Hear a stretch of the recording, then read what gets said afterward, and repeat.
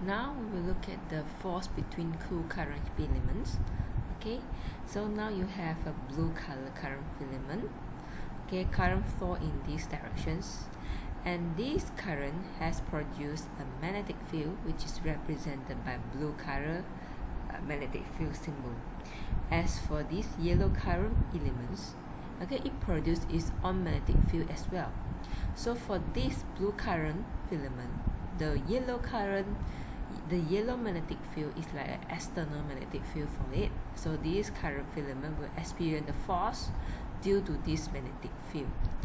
As for these yellow color elements, okay, the blue color magnetic field is like an external magnetic field for it. So this current will also experience a force. So we will look at the force which exists between these two current elements. Let's look at the first case. Okay, imagine you have a current, okay, flow in this direction, okay, represented by yellow color, and these yellow color elements produce yellow color magnetic field.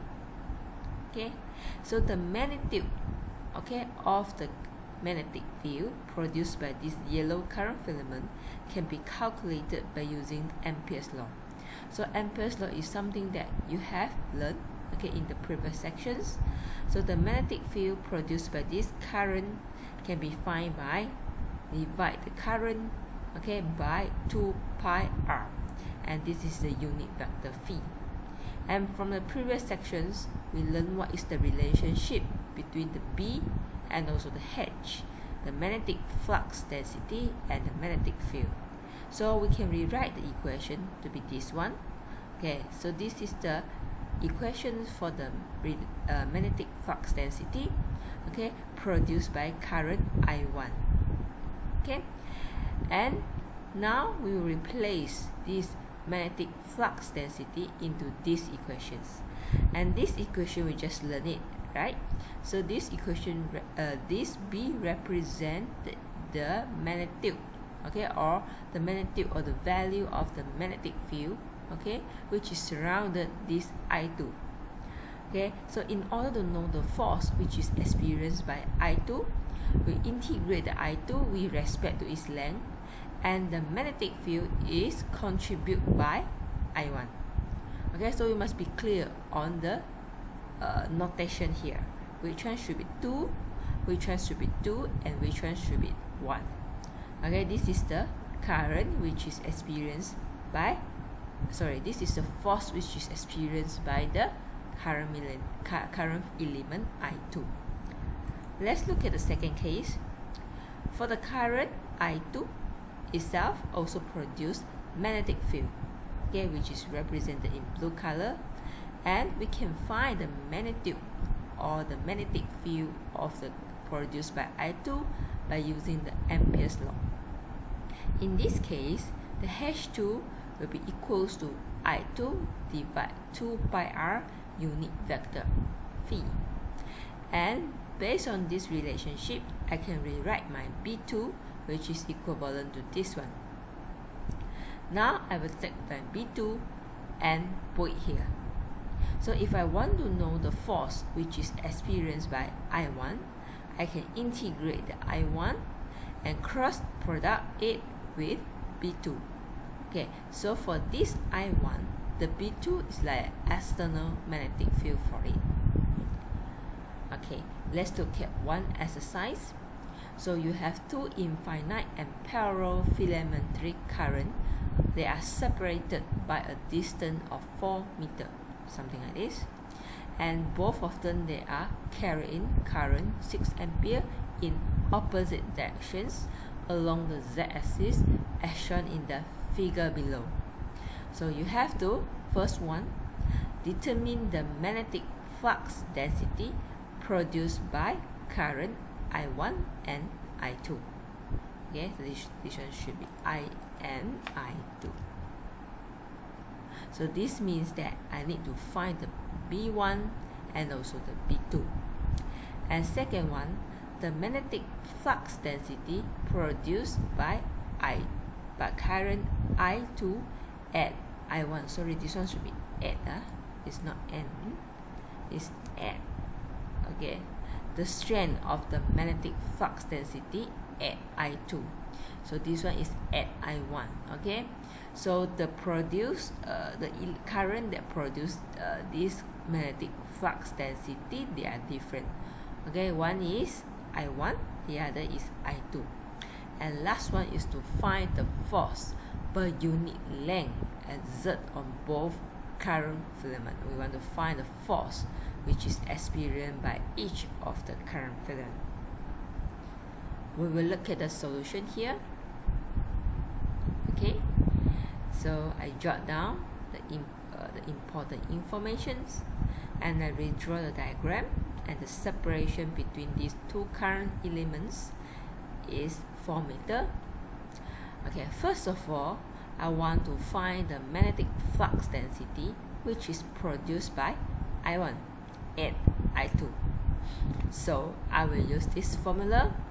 Since the source of the magnetic field is from I1, so here will be I1, and this R will represent the distance between the I1 and I2, which is 4 meters as mentioned by the questions.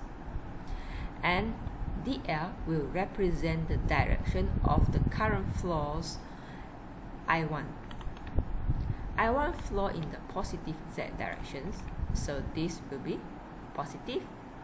And for your r, unit vector r, it represents the distance vector, from this I1 to I2.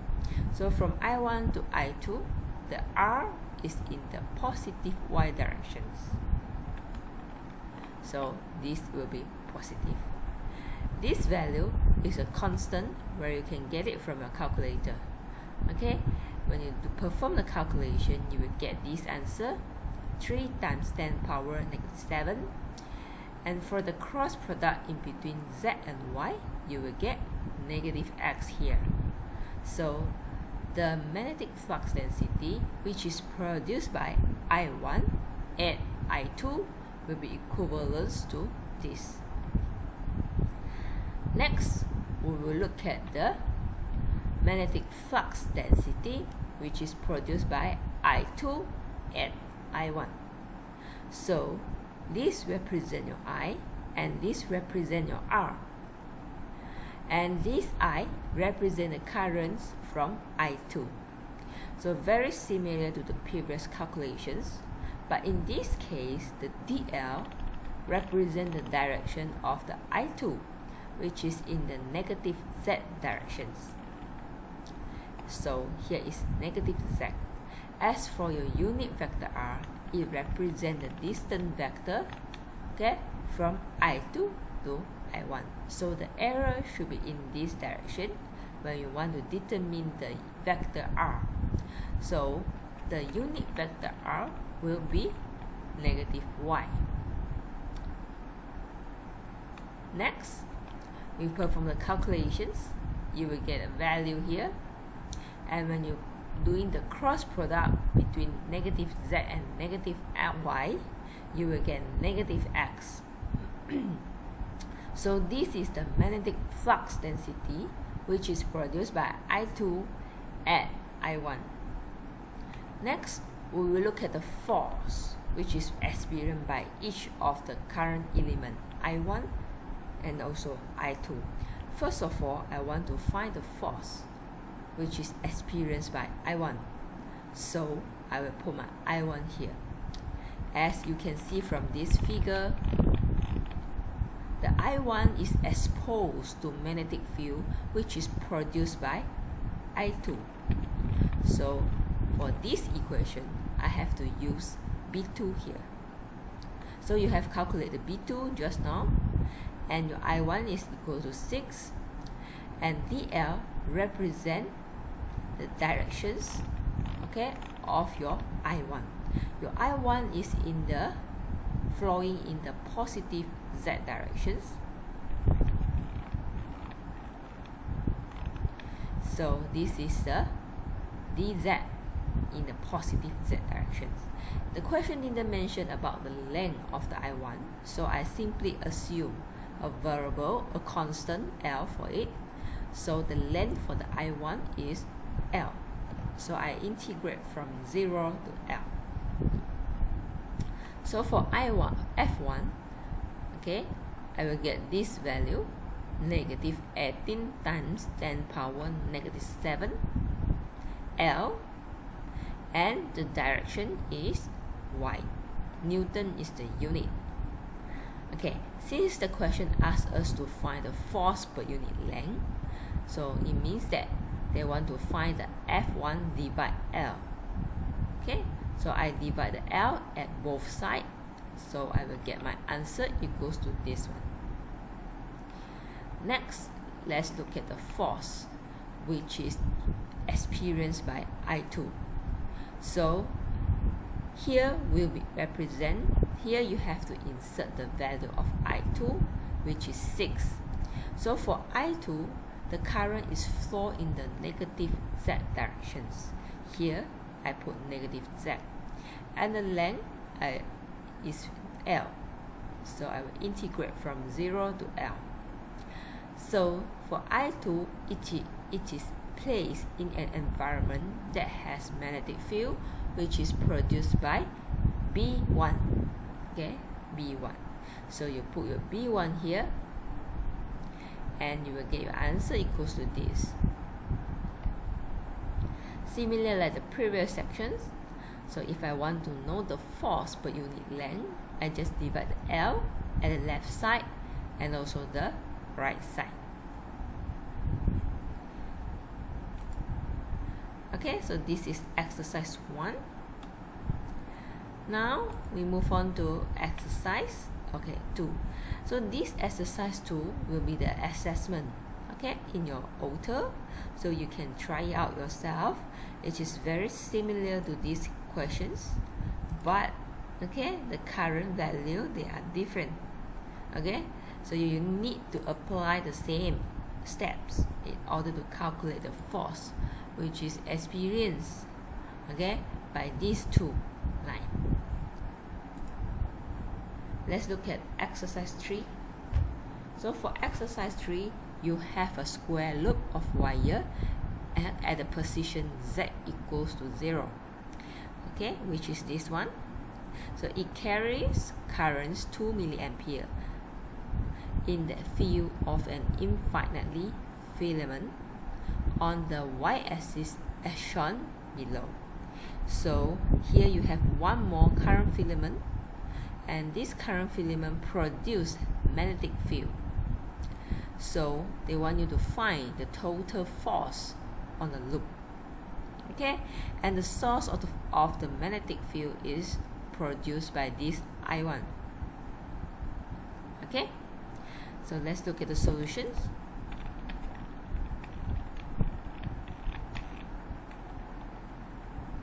Okay, so you have 4 sides for this square loop, 1, 2, 3, 4. So you have to calculate the force acting on each of the side one by one. Okay, first of all, let's find the magnetic flux density, okay, which is exposed, okay, at positions side 1. Okay, so for B1, it is produced by I1, and DL represents the direction of the current for I1, which is in the negative Y directions, and R represents the distance vector pointing from here to here. Again, this is the source, and this is the point that you want to find the magnetic field. So your vector R should point it in this way, which is in the positive X directions. As a result, you get 3 mu, okay, for your B1, okay, at direction Z for side 1. Next, we find the magnetic flux density, okay, which is experienced by side 3. Okay, we find each of it one by one. For side 3, okay, the distance is slightly longer a bit. Just now is 1, and now you have 3. So this one will be your R equals to 3. The directions I1, they are still the same, and unit vector R is still the same. So you get 1 micro for this B1 in the Z directions. Now we will calculate the force which is experienced by side 1. Okay, so for side 1, current flowing in the side 1 is current I2. So we will insert I2 here, and this one represents the DL for I2. And here we will take the B1, which we calculate here. B1 here. For the I2, DL is in the negative Y directions. Okay, current flow in the negative Y directions. Okay, from 2 to 0. Okay, so you integrate from 2 to 0. As I mentioned before, if you specify the direction of the current in the interval, here you will use positive Y. If you specify the direction of the current here, this interval you have to change it to 0 to 2. Okay, make sure you don't confuse. So for this case, I will get my answer equals to this, negative 1.2 times 10 power negative 8 in the x directions. Now let's look at the force which is experienced by side 3. Okay, for side 3, current flowing on side 3 is I2. So here should be I2, and this one should be dy.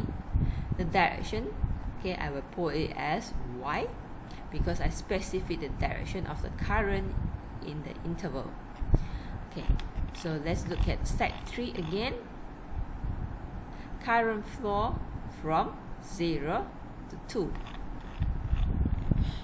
So here is 0 to 2, and in this case I will take the B1 which I calculated just now at side 3. So don't use the wrong B, you will get a wrong answer if you use the wrong B. Okay, finally I will get the force at side 3 equals to this one. Now let's look at the magnetic flux density due to side 2 and also side 4. So for side 2, okay, the magnetic flux density produced will be from I1.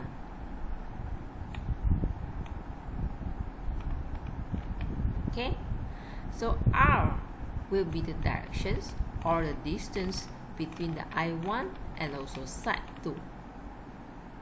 So side 2 is here, so the distance from this point to this point will vary. Okay, it depends on the length at the side 2. So there is no constant value of R for this case. So here I will insert it as R first. So the directions here will be negative Y, okay, because the I1 flow in negative Y directions, and the unit vector R still in the positive X directions because it is pointing in the positive X. So the direction for the B1 will be Z, and this one will be the magnitude of your B1. When I take my B1 and insert it here in order to calculate the force which is experienced by side 2, okay, here I will insert it I2. For I2, okay, it is flow in the positive X directions here.